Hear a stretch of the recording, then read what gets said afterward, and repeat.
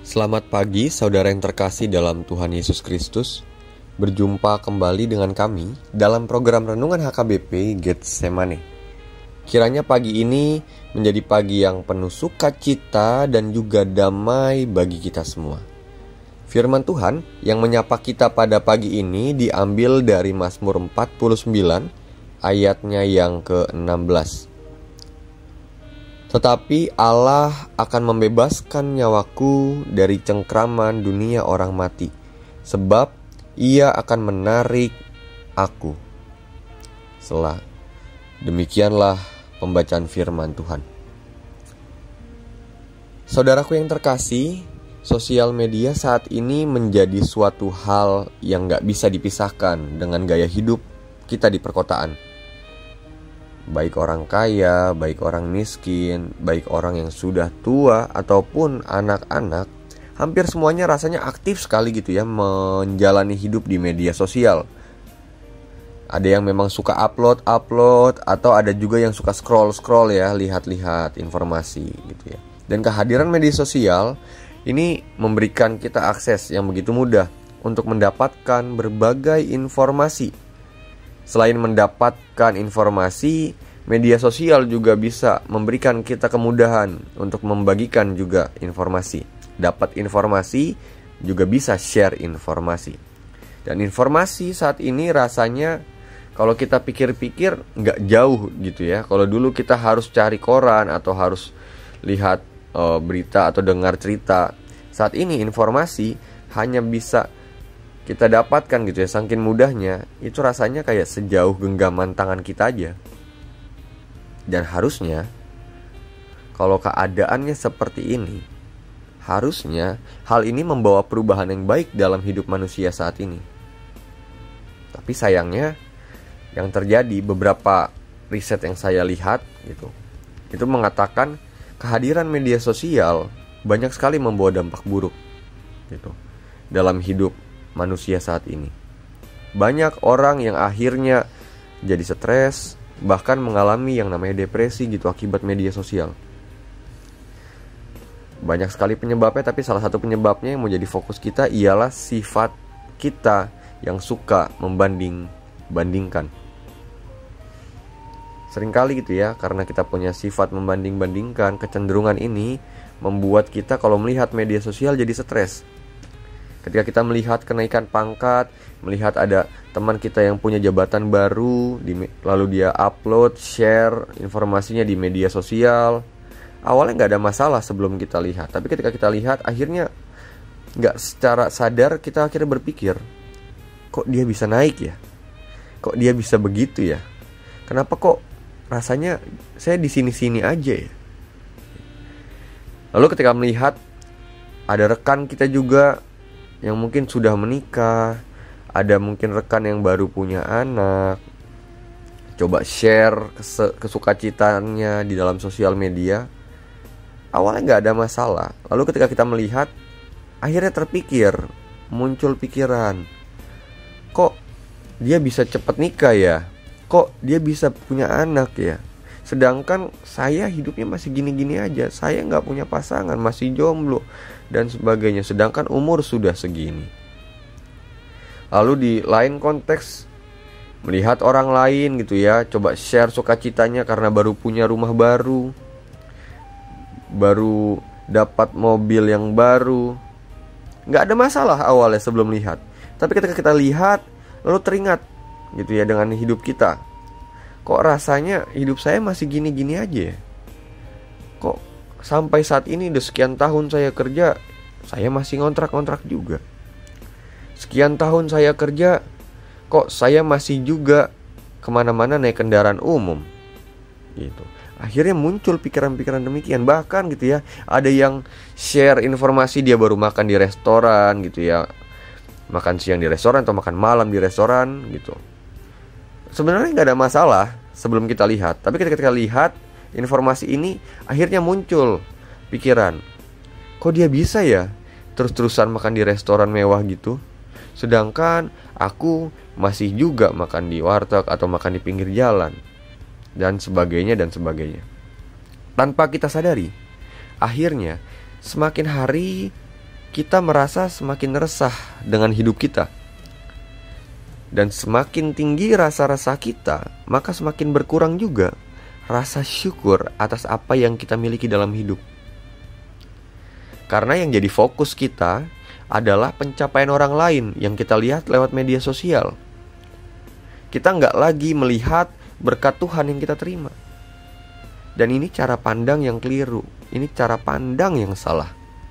Karena kalau kita hanya fokus memandang pencapaian orang lain, banyak hal buruk yang bisa terjadi dalam hidup kita. Hal pertama yang pasti terjadi adalah stres, depresi. Ya wajar depresi karena kita membanding-bandingkan gitu. Sedangkan yang kedua, kita bisa jadi pribadi yang julid. Kayak tadi ya, ketika lihat ada yang dapat jabatan baru atau dapat kendaraan yang baru, lalu kita mikir, jangan-jangan uang yang didapat itu hasil dari korupsi. Padahal baru kerja sebulan tapi udah bisa beli rumah baru begini-begini. Pasti dia gini deh, dia gitu deh, dan sebagainya gitu. Jadi pribadi yang jelek kita. Jadi pribadi yang julid. Bahkan yang ketiga, kita bisa jadi pribadi yang berani merencanakan berbagai cara gitu ya. Bahkan cara-cara yang jahat supaya kita bisa gak ketinggalan dengan yang lain. Kalau dia bisa sukses, saya juga harus bisa lebih sukses. Ini hal yang sering kali terjadi ketika kita memandang kesuksesan orang lain. Dan ini cara hidup yang salah. Memang perbedaan lahiriah ini antara yang sukses dengan yang belum sukses, orang yang kaya dengan orang yang miskin, orang yang rasanya banyak mencapai hal baik dalam hidup di media sosial dengan kita yang jarang upload, akan terasa sangat terlihat, sangat kontras gitu dalam hidup kita di dunia ini. Tapi yang kita pelajari dari firman hari ini, kenikmatan duniawi itu hanya sementara. Baik orang kaya ataupun orang miskin, pada waktunya nanti sama-sama akan mati. Sama-sama akan bertemu di dalam alam kubur. Dan perbedaan lahiriah dan berbagai perbedaan yang dimiliki manusia di dunia itu gak berlaku pada saat kematian. Gak ada gunanya lagi. Sedangkan di sisi yang lain, perbedaan hidup rohani manusia, kalau kita lihat di dunia ini, seakan-akan ya gak kelihatan. Gak ada bedanya orang kaya dengan orang miskin, orang yang tua dengan orang yang muda dan sebagainya, gak terlalu terlihat gitu. Karena perbedaan hidup rohani cenderung gak membawa pribadi pada kenikmatan duniawi gitu. Tapi menariknya, perbedaan hidup secara rohani akan sangat terasa bukan di dunia ini. Mungkin kalau terasa di dunia ini sekian persen dibanding perbedaan lahiriah.